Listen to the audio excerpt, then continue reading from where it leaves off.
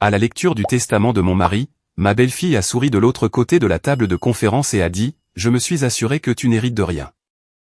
Puis l'avocat de Daniel a enlevé ses lunettes et a ri. Pas un grand rire, pas un rire de cinéma, juste un petit rire sec qui lui a échappé avant qu'il ne puisse le retenir. Il était 10 heures, c'est un mardi matin pluvieux à Columbus, dans l'Ohio, 11 jours après que nous ayons enterré mon mari. Tout le monde n'arrêtait pas d'appeler cela la lecture du testament, mais Maître Leclerc nous avait déjà expliqué qu'il n'y aurait pas de scène dramatique où il se tiendrait au bout d'une table en acajou et lirait les dernières volontés de Daniel d'une voix tonitruante. Ce n'était pas un vieux film. Il avait simplement demandé à la famille proche de venir à son bureau pour qu'il puisse nous guider à travers les documents de la succession et nous expliquer la suite des événements. Son bureau se trouvait au 2e étage d'un immeuble en briques près de Henderson Road. De la fenêtre de la salle de conférence, je pouvais voir le parking d'un CVS qui brillait, mouillé sous la pluie. Pas vraiment du Shakespeare.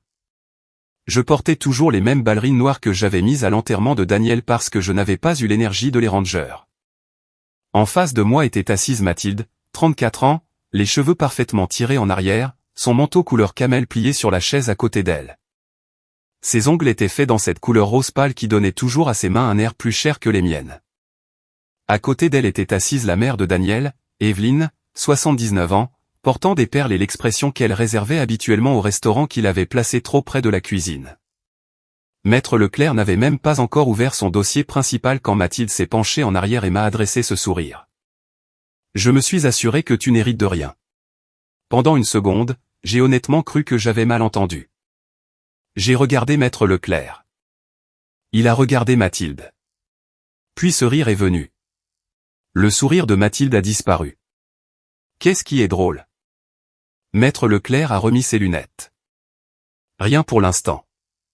C'était tout Maître Leclerc. 67 ans, cheveux gris, cravate bleu marine, et la gamme émotionnelle d'un parc-mètre jusqu'à ce qu'il décide de dire quelque chose de dévastateur. Je me suis retourné vers Mathilde. De quoi parles-tu? Elle a jeté un coup d'œil à Evelyn, puis à moi. Papa a arrangé la succession. Arrangé? Il a finalement compris ce qui devait se passer. Je sentais mes doigts se resserrer autour du gobelet en carton que j'avais devant moi. Qu'est-ce qui devait se passer, Mathilde? Elle s'est redressée un peu. L'entreprise reste dans sa famille. Les actifs Morin restent dans sa famille. Tu as ce que papa a convenu que tu devrais avoir. Je l'ai dévisagé. J'étais sa femme. Evelyn a parlé avant que Mathilde ne le puisse. Et Mathilde était sa fille. Il y a des phrases qui semblent parfaitement ordinaires jusqu'à ce que quelqu'un les utilise pour effacer 18 ans de votre vie. C'en était une.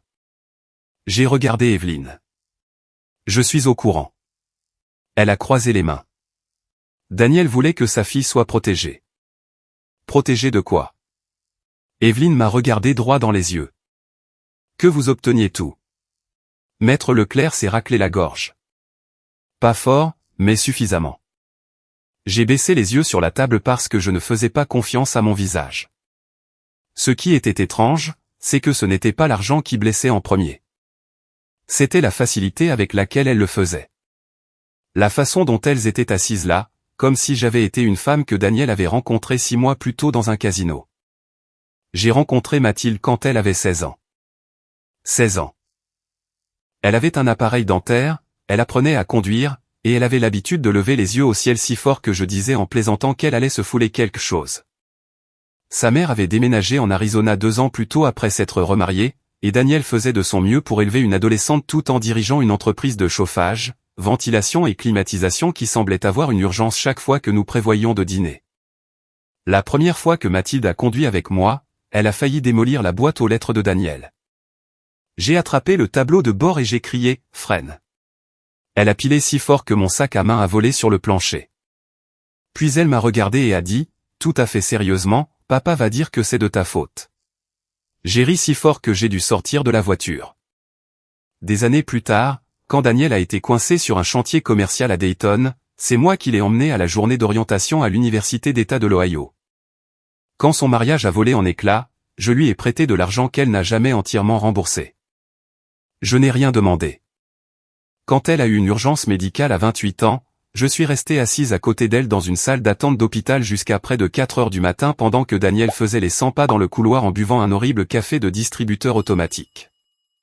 Une fois, lors d'un barbecue dans le jardin, quelqu'un a demandé qui j'étais. Mathilde avait dit, ma deuxième maman, en quelque sorte. En quelque sorte. C'est drôle comme un seul mot peut vous marquer pendant des années. Maintenant, elle a sorti de son porte-documents en cuir plusieurs pages agrafées. Elle les a fait glisser sur la table de conférence. Voilà. J'ai baissé les yeux. Daniel Morin. Son nom, sa signature, une date. Le 12 février. Mon estomac s'est noué. Qu'est-ce que c'est? Mathilde a répondu avant Maître Leclerc. Le plan de succession de papa. Maître Leclerc a dit, une version de celui-ci. Mathilde l'a ignoré. Il me laisse sa participation de contrôle dans Morin Mécanique. J'ai lu la première page, puis la deuxième. Le langage juridique avait une façon de rendre les choses simples comme si vous aviez besoin d'une lampe de poche et d'une carte, mais j'ai compris l'essentiel. En vertu de ce document, Mathilde devait recevoir la majeure partie de la participation de Daniel dans l'entreprise. Je recevais la maison et plusieurs autres actifs, mais pas du tout le rôle dans l'entreprise que j'avais supposé que Daniel et moi avions déjà réglé des années plus tôt. J'ai regardé Maître Leclerc. Est-ce que c'est vrai? Oui. Cela a fait plus mal que s'il avait dit non. J'ai dégluti. Donc Daniel a signé ça? Oui. Mathilde s'est penchée en arrière. Exactement. Je l'ai regardée. Elle avait de nouveau ce petit sourire. Moins confiant maintenant, mais toujours là. Pour la première fois ce matin-là, je n'étais pas en colère contre elle. J'étais en colère contre Daniel. Parce qu'apparemment, à un moment donné avant de mourir, mon mari avait vraiment envisagé de tout changer sans me le dire.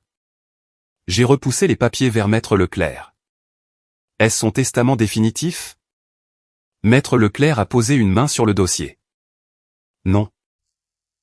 Le visage de Mathilde a changé. Elle s'est tournée vers lui. Que voulez-vous dire, non? Maître Leclerc a tapoté la date de février avec un doigt. Où avez-vous obtenu cette copie? C'est papa qui me l'a donnée. Quand? En février. Et est-ce que Daniel vous a dit qu'il n'est jamais revenu ici après cela? Mathilde a hésité. Non, mais... Maître Leclerc a ouvert un dossier plus épais à côté de lui. Le silence s'est fait dans la pièce. Il en a sorti un autre jeu de documents. Daniel est revenu me voir le 28 mars. Mathilde a cessé de bouger. J'ai regardé les papiers devant Maître Leclerc, puis je les regardais. Et pour la première fois depuis qu'elle m'avait dit que je n'héritais de rien, elle ressemblait moins à une femme qui avait déjà gagné. Elle ressemblait à quelqu'un qui venait de réaliser que la partie avait commencé sans elle. Maître Leclerc n'a pas précipité les choses. C'était une des choses que j'aimais chez lui. Bien que ce matin-là, j'ai eu envie de lui arracher le dossier des mains et de tout lire moi-même. Il a aligné les papiers devant lui, a ajusté ses lunettes et a dit, Daniel a révisé son plan de succession à nouveau le 28 mars. Mathilde le fixait. Non, il ne l'a pas fait. Maître Leclerc a levé les yeux. J'étais là. Evelyne s'est agitée sur sa chaise. Mathilde s'est penchée en avant. Papa me l'aurait dit. Maître Leclerc lui a lancé un regard presque bienveillant. Les gens ne disent pas toujours à leur famille ce qu'ils disent à leurs avocats. Cette phrase nous a tous touchés. Surtout moi. J'ai croisé les bras. Alors, qu'est-ce qu'il a changé? Maître Leclerc m'a d'abord regardé, puis Mathilde. Il a changé la manière dont sa participation dans l'entreprise serait gérée. Il a également changé la façon dont certaines distributions à Mathilde seraient effectuées. La voix de Mathilde s'est faite plus aiguë. À cause d'elle, a-t-elle demandé en me montrant du doigt. Maître Leclerc n'a même pas jeté un regard dans ma direction. Non. Comment le savez-vous? Parce que Laure n'était pas présente. Mathilde a ouvert la bouche. Maître Leclerc a continué. Et avant que vous ne le demandiez, elle n'était pas au téléphone. Elle n'a pas été mise en copie de la correspondance, et elle ne m'a pas donné instruction de préparer quoi que ce soit. Mathilde s'est rassise. J'aurais dû me sentir soulagé. Au lieu de cela, Je me sentais mal. Daniel avait tout changé en février, puis l'avait de nouveau changé en mars, et d'une manière ou d'une autre, sa femme avait réussi à être la dernière personne dans la pièce à l'apprendre. J'ai regardé Maître Leclerc. Vous a-t-il dit pourquoi? Oui. J'ai attendu. Maître Leclerc a hésité. Il y a des parties de cette réponse que je devrais expliquer dans leur contexte. Je détestais les phrases d'avocat. Elles sonnaient toujours comme si quelqu'un avait mis une clôture autour de la vérité. Mathilde a tapoté les papiers de février avec un doigt. C'est ce que papa voulait. Maître Leclerc a dit, c'était ce qu'il voulait le 12 février. C'était sa décision finale. Non. Vous continuez à dire ça comme si. Mathilde, la voix de Maître Leclerc est restée calme. Comprenez-vous que vous ne pouvez pas personnellement déshériter l'épouse de votre père? Elle a cligné des yeux. Papa a changé son testament. Ce n'est pas ce que j'ai demandé. Pour la première fois, j'ai presque souri. Presque. Maître Leclerc a expliqué qu'en tant qu'épouse survivante de Daniel, j'avais certains droits qui ne disparaissaient pas simplement parce que Mathilde avait vu un document qu'elle préférait. Il a gardé les choses simples, ce que j'ai apprécié. Je n'avais pas besoin d'un cours de droit. J'avais besoin de savoir si je devais commencer à faire mes cartons. Maître Leclerc a dit que non. La maison était à moi. Certains actifs de retraite et d'investissement étaient déjà configurés pour être transmis selon des clauses bénéficiaires. D'autres biens avaient été détenus conjointement. L'entreprise était la partie compliquée. Bien sûr qu'elle l'était. Morin Mécanique avait été la troisième personne dans mon mariage pendant 18 ans. Daniel avait l'habitude de plaisanter en disant que je l'avais épousée et que j'avais reçu 6 camionnettes de service en cadeau de mariage. Au moment de sa mort, il y avait 11 employés, un entrepôt, un petit bureau, des contrats de maintenance dans tout le centre de l'Ohio, et suffisamment de paperasse pour tuer une personne en bonne santé.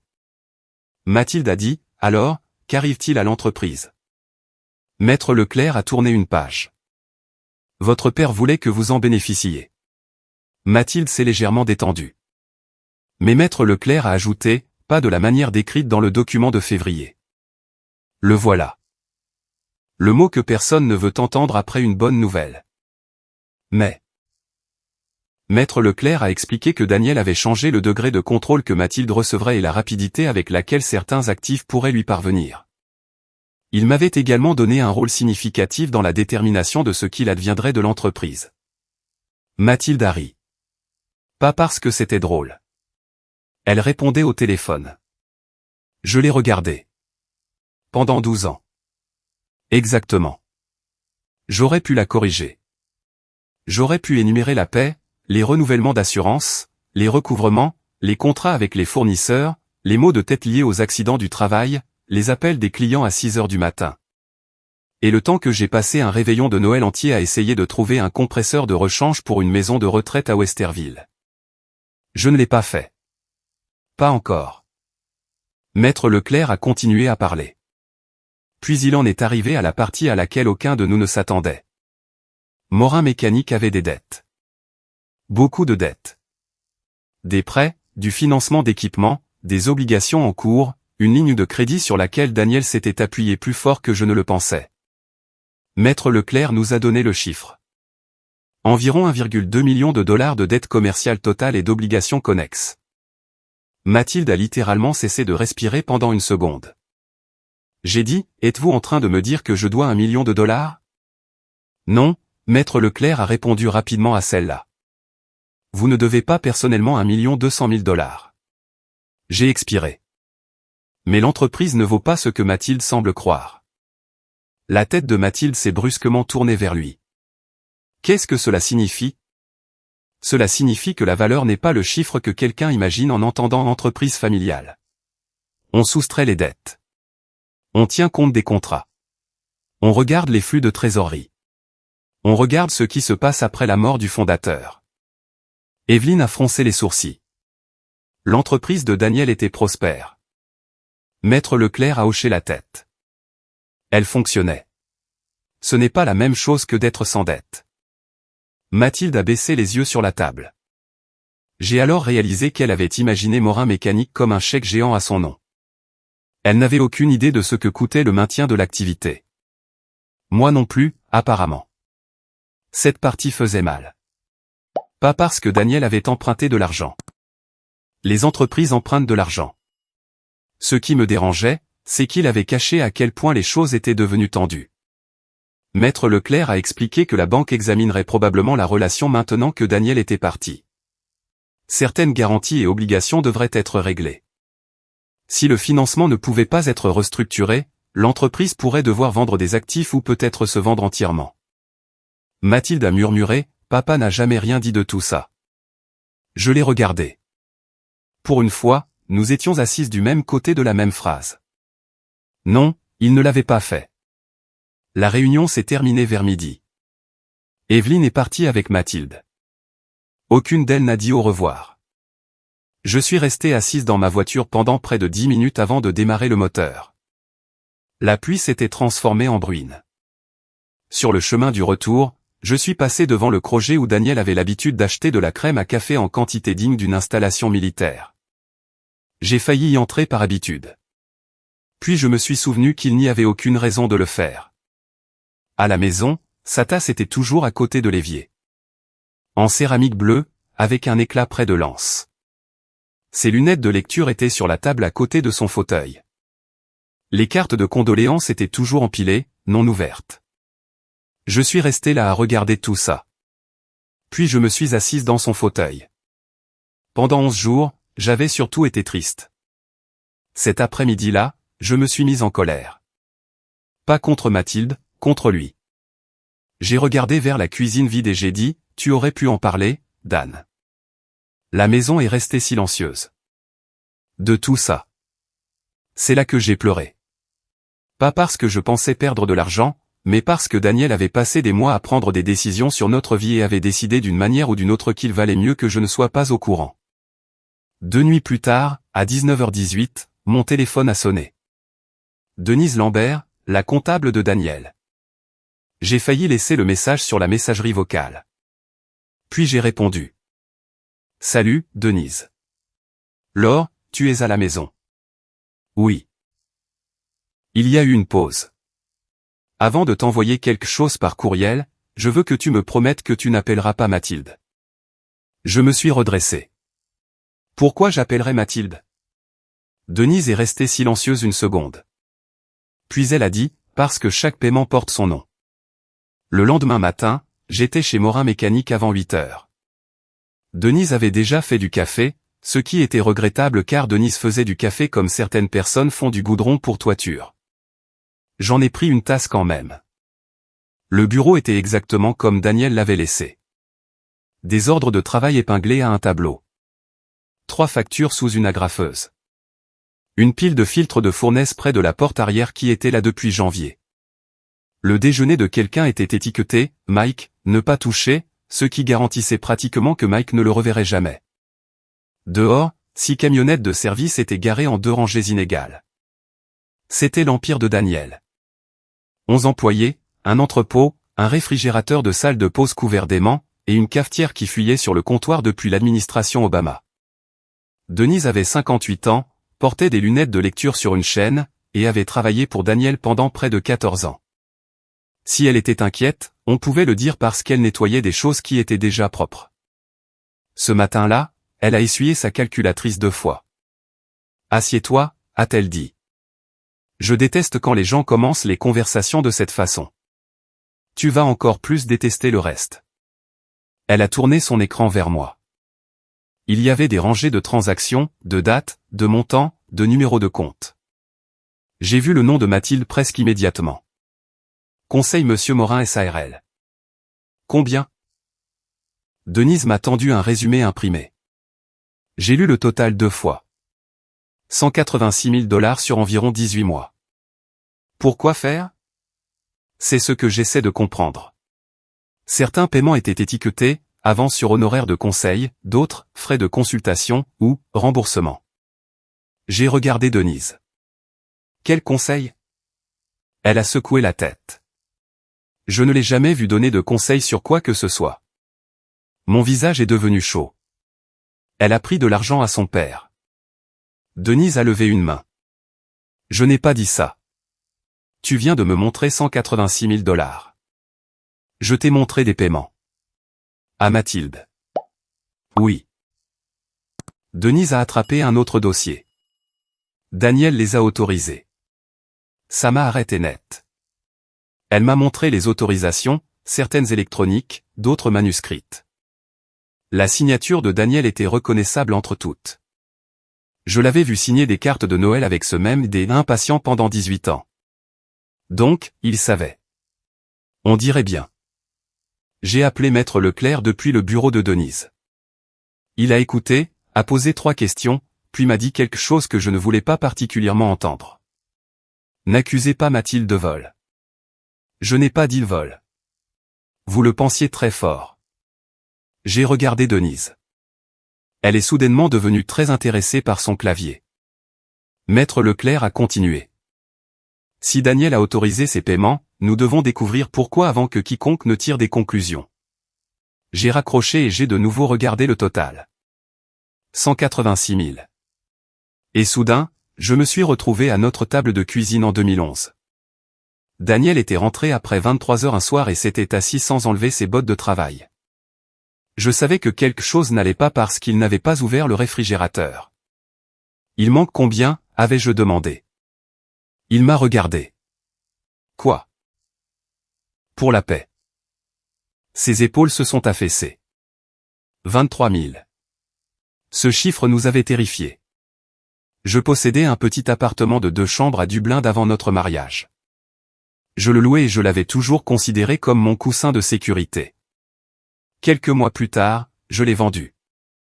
Tout l'argent n'est pas allé dans l'entreprise, et Daniel a finalement remboursé ce qu'il avait pris, mais à l'époque, je me souviens lui avoir dit, ces gars ont des enfants, Dan. Paie les salaires. Maintenant, j'étais assise dans son bureau à regarder près de 8 fois ce montant s'écouler discrètement vers sa fille. Ce n'était pas de la jalousie. Si Mathilde avait eu besoin d'aide, j'aurais compris. Ce qui faisait mal, c'était de réaliser à nouveau combien de conversations Daniel avait décidé que je n'avais pas besoin de faire partie. Vers 9h30, Rémi est entré de l'entrepôt. Le neveu de Daniel y travaillait depuis 12 ans. Il avait 39 ans, les épaules larges, avait toujours l'air un peu fatigué, et avait 2 enfants et un prêt immobilier à Hilliard. Denise lui a montré le résumé. Rémi a à peine réagi. Tu savais, ai-je dit. Pas le montant, mais je savais qu'il lui donnait de l'argent. Je savais qu'elle demandait toujours. Il a tiré une chaise. Elle poussait oncle Dan à vendre l'entreprise depuis presque 1 an. Vendre à qui? Climat Système Centre-France. Ils ont tourné autour l'automne dernier. Pourquoi Daniel ne me l'a pas dit? Rémi m'a lancé un regard las. Pourquoi ne t'a-t-il pas parlé des prêts? Argument valable. Rémi a dit que Mathilde voulait que Daniel prenne sa retraite et accepte l'offre. Elle voulait le chèque, a-t-il dit. C'est tout ce dont elle parlait. Je voulais le croire. Cela correspondait à la Mathilde que j'avais vue au bureau de Maître Leclerc. Mais plus tard dans l'après-midi, Maître Leclerc a appelé. Il avait trouvé des courriels. L'argent n'avait pas été volé. Daniel avait renfloué Mathilde. Son divorce l'avait laissé avec plus de dettes que quiconque ne le savait. Puis la boutique qu'elle avait lancée avec une amie avait fait faillite. Carte de crédit, un prêt commercial, des impôts, des frais juridiques, tout s'était accumulé. Un courriel de Daniel à Mathilde m'a fait arrêter de lire. Ceci sera déduit de ce que tu recevras à terme.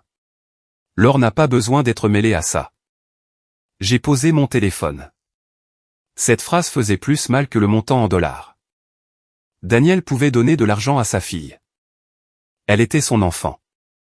Mais, Laure n'a pas besoin d'être mêlée à ça. J'étais sa femme. Apparemment, j'étais assez utile pour aider à maintenir son entreprise en vie, mais pas assez utile pour savoir où allait l'argent. Puis Maître Leclerc a compliqué ma colère. Mathilde n'avait pas seulement poussé Daniel à vendre parce qu'elle voulait de l'argent. Il y avait des courriels où elle le suppliait de ralentir. Tu es épuisé, papa. Tu ne peux pas continuer à faire des semaines de 60 heures. Vends et profite de la vie pour une fois. Elle s'était inquiétée pour lui. Et elle avait eu raison. C'était le problème avec les vraies personnes. Juste au moment où vous les aviez confortablement classés en méchants et en victimes, elle faisait quelque chose d'humain et ruinait le système de classement. Le plan de succession de février prenait soudainement plus de sens aussi. Daniel l'avait préparé avant d'apprendre l'ampleur des problèmes financiers de Mathilde. En mars, il savait. Peut-être que cela expliquait pourquoi il était retourné voir Maître Leclerc. Pendant environ 24 heures, j'ai cru que nous avions enfin toute l'histoire. Puis l'avocat de Mathilde a envoyé une lettre à Maître Leclerc. Il ne s'agissait pas principalement de l'argent. Il s'agissait de Morin Mécanique. Un ensemble de registres de la société montrait encore une partie de la participation de Daniel d'une manière qui ne correspondait pas clairement aux documents de succession de Mars. En termes simples, l'avocat de Mathilde posait une question dangereuse. Daniel avait-il réellement accompli toutes les étapes nécessaires pour placer sa participation commerciale là où il avait l'intention de la mettre? Je suis allé directement au bureau de Maître Leclerc. Il a lu la lettre une fois, puis il l'a relue. Cela m'a plus dérangé que tout ce que Mathilde avait dit. Dites-moi qu'il a tort. Maître Leclerc a posé les pages. Je ne peux pas. Je l'ai dévisagé. Vous ne pouvez pas quoi? Il a enlevé ses lunettes. Je ne peux pas vous dire qu'il a tort, Laure. Une longue seconde s'est écoulée. Pas encore. Pendant les 4 jours suivants, Maître Leclerc a cessé de ressembler à l'homme qui avait ri de Mathilde. Cela m'a plus effrayé que tout. Chaque fois que j'appelais, j'obtenais une version de « Nous examinons la question ». Le vendredi après-midi, j'ai finalement dit « Thomas, si vous me dites que vous examinez la question une fois de plus, je vais venir là-bas et vous examiner, vous. » Il a soupiré. « Laure. Je suis sérieuse. Je sais. C'est pourquoi je suis inquiet. » Au moins, il avait encore le sens de l'humour. Le problème n'était pas que les documents de la fiducie de Daniel de Mars étaient soudainement faux. Personne n'avait trouvé une signature falsifiée ou un témoin manquant tout droit sorti d'une salle d'audience télévisée. Le problème était plus étroit et plus désordonné. Daniel avait eu l'intention que sa participation commerciale s'intègre dans la structure de succession que Maître Leclerc avait préparée, mais un ensemble de registres de propriété de l'entreprise ne correspondait pas clairement à un autre document. En d'autres termes, Daniel avait peut-être signé la carte sans terminer chaque virage. L'avocat de Mathilde a vu l'ouverture, et il avait l'intention de l'utiliser. À quel point est-ce grave, ai-je demandé à Maître Leclerc. Potentiellement coûteux. C'est du jargon d'avocat pour grave. C'est du jargon d'avocat pour potentiellement coûteux. Je l'ai dévisagé. Il a finalement dit, il y a une ambiguïté. Cela ne signifie pas que Mathilde gagne. Cela signifie qu'elle a un argument légitime à faire valoir. Ce mot me dérangeait. Légitime. Jusque-là, la confiance de Mathilde reposait principalement sur un plan de février obsolète et beaucoup de culot. Maintenant, elle avait un vrai problème.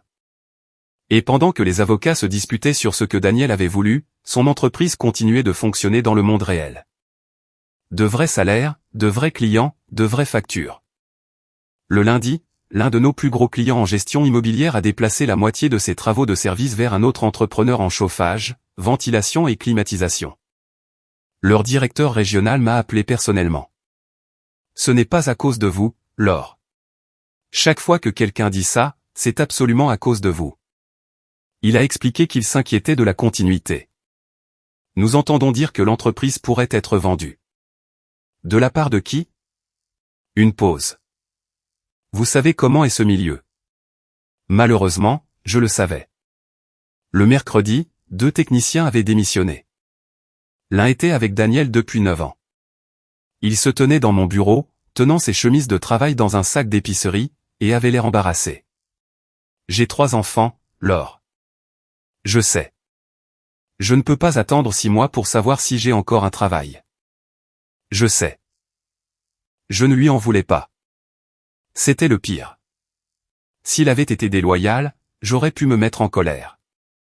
Au lieu de cela, je lui ai serré la main. Puis je suis allé dans le bureau de Daniel et j'ai fermé la porte. Pendant 20 minutes, j'ai sérieusement envisagé de tout vendre. L'entreprise, peut-être même la maison à terme. Accepter n'importe quel règlement qui avait du sens, placer l'argent quelque part dessus, et passer l'année suivante à apprendre à être une veuve au lieu d'une candidate non rémunérée à un reality show sur les successions familiales, édition Ohio. Mon amie Carole Giraud m'a emmené déjeuner le lendemain. Carole et moi nous connaissions depuis nos 30 ans.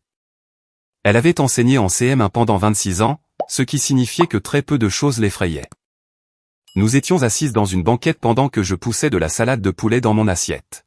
« Tu n'es pas obligé de sauver tout ce que Daniel a laissé derrière lui », a-t-elle dit. « Je sais. » Carole a pris une gorgée de thé glacé. « Vraiment ?» Je l'ai regardée. Elle a haussé un sourcil. Femme agaçante. Le problème, c'est qu'elle avait raison. J'avais passé 18 ans à aider Daniel à résoudre des problèmes. Quelque part en cours de route, j'avais commencé à traiter chaque problème qu'il laissait derrière lui comme ma responsabilité. Cet après-midi-là, Rémi est entré dans le bureau et m'a répété que vendre serait une erreur. Si Mathilde obtient le contrôle, elle acceptera la première offre. Tu as l'air assez sûr de toi. Je la connais. Apparemment, tout le monde la connaissait. Puis, Denise, qui triait des factures à proximité, a dit nonchalamment, Rémi pense toujours que Daniel allait lui donner 7 parts de propriété un jour. Rémi s'est tu. Je me suis tourné vers lui. Quelle part de propriété?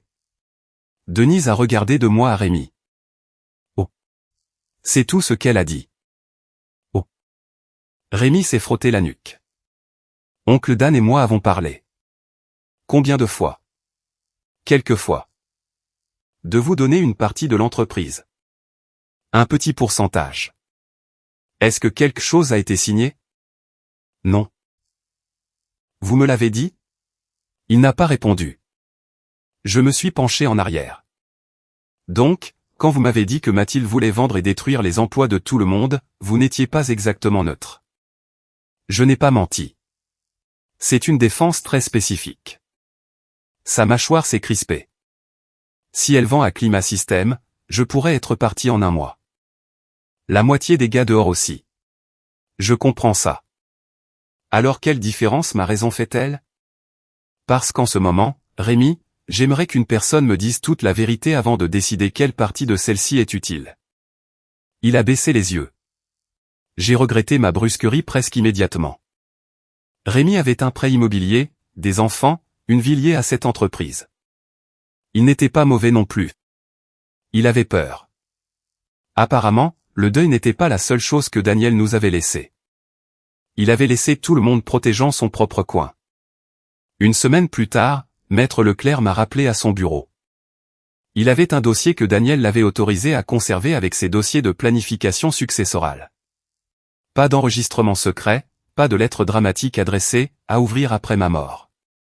Juste des notes de réunion, de la correspondance, des documents financiers et des dossiers de la période où Daniel a révisé son plan.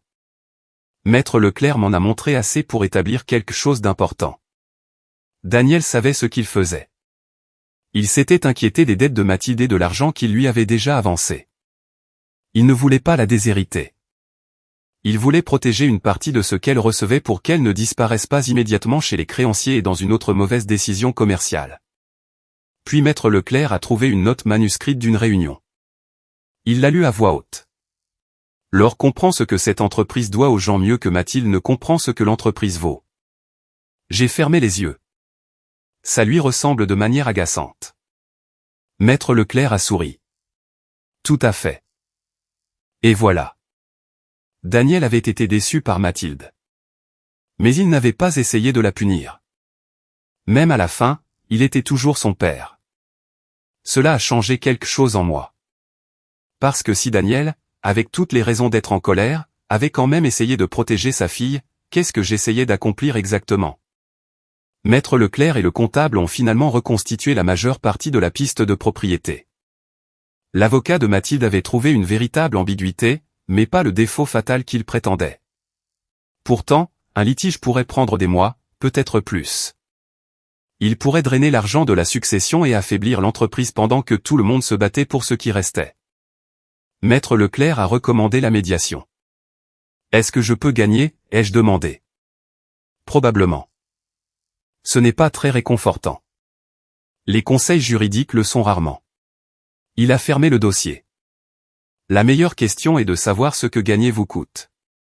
Ce soir-là, Mathilde m'a envoyé un texto. tu devrais prendre la maison et t'en aller. J'ai fixé ces mots pendant un long moment. 6 semaines plus tôt, j'aurais peut-être répondu. Ce soir-là, j'ai simplement éteint mon téléphone. Le lendemain matin, j'ai appelé Maître Leclerc. Organisé la réunion. La médiation a commencé à 9 h un jeudi matin dans le centre-ville de Columbus. À 8 h 45, j'avais déjà décidé que je détestais la médiation. Pas parce que quelque chose s'était encore passé, mais parce qu'il y avait trop de pichets d'eau glacée. Chaque salle de conférence en avait un. Apparemment, une fois que les avocats atteignaient un certain tarif horaire, l'eau du robinet ordinaire n'était plus émotionnellement suffisante. Maître Leclerc était à côté de moi, parcourant ses notes, quand j'ai demandé « Qu'est-ce qui se passe exactement si ça ne marche pas ?» Nous continuons d'essayer jusqu'à ce que la médiatrice décide que nous n'allons nulle part, et puis c'est le litige. Le tribunal. Oui, et ça coûte plus cher. Considérablement. J'ai hoché la tête. Le voilà. Voilà le Thomas que je connais. Il a presque souri. Ce n'est pas une salle d'audience, Laure. Personne ne gagne aujourd'hui en faisant le meilleur discours. Cela ne s'est avéré que partiellement vrai. Mathilde est arrivée avec son avocat 10 minutes plus tard. Elle portait un tailleur bleu marine et se tenait différemment de notre première rencontre, moins suffisante, plus préparée. Evelyne est venue aussi, bien qu'elle ne soit impliquée que dans une partie de la discussion. Il y avait aussi une médiatrice neutre nommée Hélène Price, et un comptable qui avait examiné les dossiers de Morin. Rémi n'était pas assis à côté de moi. C'était délibéré. Ses préoccupations étaient légitimes, mais ses intérêts aussi. Je n'allais pas le présenter comme un noble lanceur d'alerte familiale alors que l'homme avait son propre prêt immobilier en jeu. La première heure a été douloureusement civile. Puis l'avocat de Mathilde a mis leur proposition de règlement sur la table. Mathilde recevrait le contrôle de la participation de Daniel dans l'entreprise et une distribution immédiate plus importante. Je garderais la maison et les autres actifs qui m'étaient déjà transmis. En retour, elle abandonnerait la contestation. Mathilde m'a regardé. Tu obtiens la sécurité, j'obtiens l'entreprise de papa. J'ai dit, les employés de ton père ne sont pas des meubles, Mathilde. Sa bouche s'est contractée. J'ai attendu. Elle s'est penchée en avant. Tu as épousé papa après qu'il ait déjà tout construit. Voilà. Pas la fiducie, pas la dette, pas les registres de propriété contestés. La chose sous-jacente à tout cela. J'ai posé mes mains à plat sur la table. Quand j'ai épousé ton père, Morin Mécanique avait 6 employés, 2 camionnettes qui auraient dû être mises à la retraite, un toit qui fuyait sur la photocopieuse, et un compte en banque qui pouvait gâcher ton week-end. Ce n'est pas ce que papa m'a dit. Alors ton père a modifié l'histoire. Evelyne s'est agitée sur sa chaise. Mathilde a dit, tu répondais au téléphone. C'est vrai. Elle a eu l'air presque satisfaite. Et la paix, les renouvellements d'assurance, les recouvrements, les litiges avec les fournisseurs, les avantages sociaux, la planification quand ton père était sur les chantiers. J'ai passé un réveillon de Noël à trouver un compresseur pour une maison de retraite parce que leur chauffage était en panne. Mathilde a détourné le regard. J'ai continué. Et en 2011, j'ai vendu un appartement que je possédais avant d'épouser ton père. Cela a attiré l'attention d'Evelyne. Quel appartement ? Celui de Dublin. Mathilde a froncé les sourcils. Tu as dit que tu l'avais vendu parce que tu ne voulais plus être propriétaire. En partie. Mais 23 000 $ de cette vente ont aidé à couvrir la paie quand l'entreprise était à court d'argent. Personne n'a parlé. Daniel m'a remboursé plus tard, ai-je dit. Je ne prétends pas avoir acheté l'entreprise. Je vous dis que j'étais là. Le visage de Mathilde s'est de nouveau durci. Non, j'ai passé 18 ans à supposer que je n'avais pas approuvé ma place dans mon propre mariage. Cela a finalement calmé la pièce. Après le déjeuner, le comptable a examiné les paiements à conseil Monsieur Morin SARL. Pas d'accusation, pas de pointage du doigt dramatique, juste des dates et des chiffres. Quand le total est apparu sur le résumé imprimé, Evelyne s'est penchée plus près. 186 000 $. Mathilde n'a rien dit. Evelyne s'est tournée vers elle. Tu m'as dit que ton père t'avait donné 20 000. J'ai dit environ 20 000. Evelyne la fixait. 186 000, Ce n'est pas à environ 20 000, à moins que vous ne soyez en train de faire atterrir un avion. J'ai rapidement baissé les yeux. Maître Leclerc aussi. Même la médiatrice a dû recomposer son visage. Mathilde a rougi. Papa était au courant de chaque dollar. Oui, ai-je dit. Elle a eu l'air surprise. Je sais. Tu as dit aux gens que je l'avais pris. Qu'est-ce que c'est? Être en colère ne me rend pas précise. C'était probablement la phrase la plus honnête que j'ai dite de toute la journée. Le comptable a confirmé que Daniel avait autorisé les paiements. Puis Maître Leclerc a parcouru la chronologie derrière les changements de mars. L'avocat de Mathilde avait soutenu que j'avais influencé Daniel après avoir découvert ses problèmes financiers. Les dates ne le confirmaient pas. Je n'étais pas au courant des avances. Je n'étais pas aux réunions de Daniel avec Maître Leclerc. Je n'étais pas en copie de la correspondance. Les notes de planification montraient que Daniel soulevait ses propres préoccupations concernant les dettes de Mathilde. Mathilde a interrompu. Alors qu'est-ce qu'il m'a laissé? Maître Leclerc l'a regardé. Un héritage substantiel. Alors pourquoi ne puis-je pas y accéder? Donc il m'a mise sous tutelle financière. Maître Leclerc a ajusté ses lunettes. Votre père préférait l'expression un calendrier de distribution. Il y a eu un petit bruit de la part d'Evelyne. Une toux, soi-disant. Je savais mieux.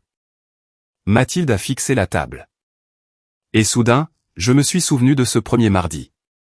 Son manteau camel, la pluie, le sourire quand elle m'a dit qu'elle s'était assurée que je n'hérite de rien. Maintenant, elle savait que les papiers de février auxquels elle avait fait confiance étaient obsolètes. Elle savait que Daniel avait changé son plan sans que je le pousse.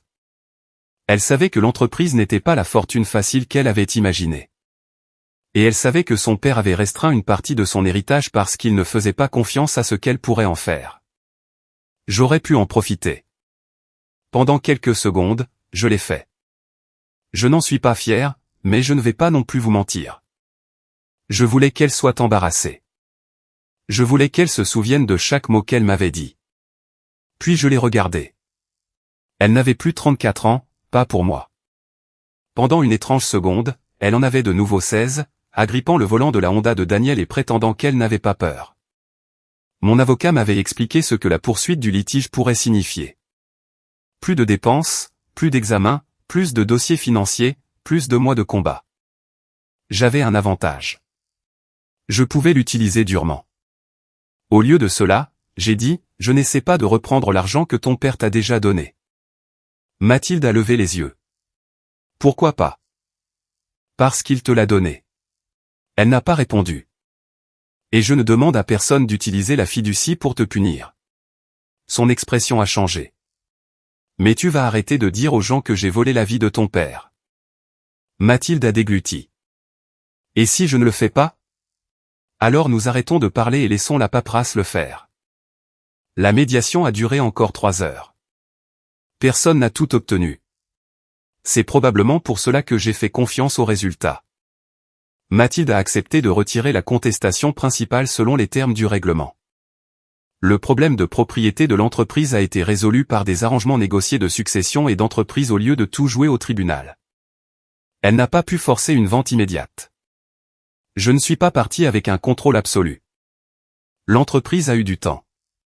Les employés ont eu une certaine stabilité. Nous avons tous renoncé à quelque chose. Dans le couloir ensuite, Mathilde est passée devant moi sans parler. Puis elle s'est arrêtée. Elle s'est retournée. Il ne t'a vraiment pas dit. Je savais exactement ce qu'elle voulait dire. L'argent, le plan de février, les changements de mars, tout ça. Non, ai-je dit. Pour la première fois depuis la mort de Daniel, il n'y avait aucune accusation sur son visage, juste de la surprise et peut-être de la honte. Mathilde a hoché la tête une fois, puis elle est partie. 6 mois plus tard, Morin Mécanique était toujours ouvert. J'aimerais pouvoir vous dire que je suis entré dans le bureau de Daniel, que j'ai repris l'entreprise, doublé les bénéfices et que je suis devenu la femme la plus redoutée de la climatisation commerciale du centre de l'Ohio. Je ne l'ai pas fait. D'une part, je ne saurais pas vous dire comment remplacer le compresseur si vous me mettiez un pistolet sur la tempe et me tendiez le manuel. Ce que je savais, c'était comment l'entreprise fonctionnait autour des gens qui savaient comment réparer les compresseurs. Alors, j'ai embauché quelqu'un qui connaissait le reste. Il s'appelait Grégoire Perrin. Il avait 57 ans, avait passé 30 ans dans le chauffage, la ventilation et la climatisation commerciale, et n'avait absolument aucun intérêt à faire partie du drame familial morin. C'était sa meilleure qualification. Le financement a été restructuré. Nous avons vendu du matériel dont nous n'avions pas besoin. Nous avons négocié avec les fournisseurs. Finalement, l'entreprise a fait entrer un partenaire opérationnel minoritaire qui pouvait fournir des capitaux sans immédiatement avaler l'endroit en entier. Ce n'était pas joli. Nous avons perdu 2 autres employés avant que les choses ne se stabilisent. Un client n'est jamais revenu. Certains mois étaient encore serrés, mais 11 familles n'avaient pas vu leurs moyens de subsistance disparaître parce que Daniel était mort un mercredi matin. Cela comptait pour moi. Rémi est resté. Quelques semaines après la médiation, il est venu dans mon bureau et m'a posé des questions sur le pourcentage de propriété que Daniel avait autrefois discuté avec lui. J'ai dit, si jamais tu obtiens une part de propriété ici, Rémi, elle sera méritée, évaluée, signée, datée et probablement notariée par quelqu'un avec une excellente écriture. Il a souri. Juste. J'ai eu assez de plans d'entreprise familiaux écrits dans les souvenirs des gens. Aussi juste. Les choses avec Mathilde étaient plus calmes, pas meilleures. Plus calmes. Il y a une différence. Nous avons échangé quelques textos pratiques sur les effets personnels de Daniel. Elle est passée une fois pour une boîte de photos d'enfance. Je lui ai envoyé des documents fiscaux. Personne n'a écrit « Je t'aime ». Personne n'a ajouté d'émoji en forme de cœur. À 53 ans, j'avais appris à ne pas confondre le silence avec la paix, mais j'avais aussi appris à ne pas agiter le silence avec un bâton juste pour voir ce qui en sortait. Le plus étrange, c'est qu'une fois le désordre juridique réglé, le deuil a finalement eu de la place pour revenir. Pendant le conflit de succession, j'avais des échéances, des appels, des réunions bancaires, des documents, des problèmes qui pouvaient être mis dans des dossiers. Puis un matin, je me suis réveillé à 5h40 et j'ai tendu la main vers le côté du lit de Daniel parce que c'était l'heure à laquelle son réveil sonnait. Ma main a atterri sur des draps froids. Cela a fait plus mal que tout ce que Mathilde m'a jamais dit. J'ai encore acheté la crème à café de Daniel une fois sans réfléchir.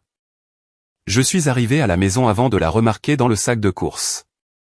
Ses lunettes de lecture étaient toujours à côté de son fauteuil. Carole m'a demandé une fois pourquoi je ne les avais pas déplacées. Je le ferai. Quand? Quand je le ferai. Elle a hoché la tête. C'est pour ça que Carole était mon amie depuis 23 ans. Elle savait quand une réponse était une réponse. C'était un dimanche après-midi en octobre quand Mathilde s'est présentée à ma porte. Elle tenait une boîte en carton, sans maquillage, en jean, les cheveux en queue de cheval. Elle avait l'air plus jeune ou peut-être juste fatiguée. J'ai trouvé des choses dans le garde-meuble de papa. Je me suis écarté. Elle a porté la boîte jusqu'à la table de la cuisine. À l'intérieur se trouvait le vieux sweatshirt de l'Université d'État de l'Ohio de Daniel, quelques photographies, 2 couteaux de poche, une pile de cartes d'anniversaire, et une carte de fête des pères faite à la main. Je l'ai reconnu immédiatement. Papier de construction bleu, lettres rouges de travers. Meilleur papa de l'Ohio. J'ai ri doucement. C'est toi qui as fait ça? Mathilde l'a ramassé. Tu m'as aidé. Tu avais 16 ans. Je me souviens. Elle s'est assise. Pendant un moment, aucune de nous n'a dit quoi que ce soit. Puis Mathilde a frotté son pouce le long du bord de la carte. J'ai été horrible avec toi. Je l'ai regardé. Oui. Sa tête s'est relevée. Puis malgré elle, elle a ri. Tu n'es pas censé être d'accord aussi vite. J'ai 53 ans. Je n'ai plus assez de temps devant moi pour mentir pour l'ambiance. Cela l'a fait rire de nouveau. Puis ses yeux se sont remplis de larmes. J'ai pris 2 tasses à café dans le placard. Mathilde m'a regardé. Après que maman soit partie, papa était essentiellement tout mon monde. Je sais. Quand tu es arrivé, je me suis dit que je t'aimais bien. C'est encourageant. Je t'aimais bien. Mieux. Elle a souri brièvement. Puis le sourire a disparu. Mais chaque année, il y avait une plus grande partie de sa vie qui n'avait rien à voir avec moi. Vos voyages d'anniversaire, l'entreprise, vos amis, votre maison. Elle a hoché la tête. Notre maison. Cette correction comptait. Elle a baissé les yeux sur la carte de fête des pères. Quand il a commencé à être tout le temps fatigué, j'ai eu peur. Je voulais qu'il vende l'entreprise. Et tu voulais l'argent. Elle m'a regardé. Oui. J'ai apprécié qu'elle ne l'enrobe pas. Je voulais les deux. Je voulais qu'il prenne sa retraite et je voulais l'argent. Après sa mort, je ne pouvais plus rien séparer. J'ai versé le café. Ce n'est pas le cas. Je sais. J'ai posé sa tasse. Tu le sais maintenant. Elle a hoché la tête. Il y avait une chose que je n'avais pas prévu de lui dire. Mais assise là, j'ai décidé qu'elle le méritait. Pendant un certain temps, j'ai voulu que Thomas trouve quelque chose qui ne te laisse rien. Elle m'a dévisagé. Je voulais que tu sois blessé, ai-je dit. Après ce que tu as dit dans ce bureau, je voulais que la paperasse te punisse. Mathilde n'a pas bougé. Pourquoi ne l'as-tu pas fait? Parce que ton père ne l'a pas fait. C'était la vérité. Daniel avait été déçu par elle, en colère, probablement, mais même alors, il a essayé de protéger sa fille de ses pires décisions. J'ai réalisé que si j'utilisais sa mort pour te faire du mal juste parce que je le pouvais, je deviendrais exactement la personne que tu pensais que j'étais. Mathilde a essuyé sa joue. Je ne lui ai pas dit que tout était pardonné. Ce n'était pas le cas. Elle ne m'a pas demandé de faire semblant. Nous avons bu du café. Elle est restée jusqu'à près de 18 heures. C'était suffisant. J'ai pensé de nombreuses fois à ce mardi pluvieux dans le bureau de Maître Leclerc et au moment où il a ri. À l'époque, je pensais que la blague était pour Mathilde. Maintenant, je pense que nous avons tous mal compris quelque chose. Mathilde pensait que l'héritage signifiait l'argent. Evelyne pensait que cela signifiait le sang. Rémi pensait que cela signifiait l'avenir de l'entreprise, et pendant un certain temps, j'ai pensé que le testament de Daniel devait prouver que mon mariage comptait. Ce n'était pas le cas. Le papier peut diviser des biens. Il ne peut pas mesurer 18 ans. Mathilde m'a dit qu'elle s'était assurée que je n'hérite de rien. Elle avait tort, mais pas parce que Daniel m'a laissé une maison ou une partie d'une entreprise. J'ai eu 18 ans avec lui. De bonnes années, des années difficiles, des dîners du mardi, des disputes stupides, des factures que nous avons payées, des gens que nous avons aidés, des erreurs que nous avons tous les deux commises, et des conversations que nous aurions dû avoir plus tôt. Aucun document de succession n'aurait pu me donner ces années, et personne assis de l'autre côté d'une table de conférence ne pouvait me les enlever. Les lunettes de lecture de Daniel sont toujours à côté de son fauteuil. Je les déplacerai un jour. Certaines choses prennent simplement plus de temps à ranger. Si vous avez déjà appris que ce que quelqu'un laisse derrière lui peut être plus grand que ce qui est écrit dans un testament, vous comprenez probablement cela. Et si vous souhaitez rester pour une autre histoire, je serai ravi d'avoir de la compagnie.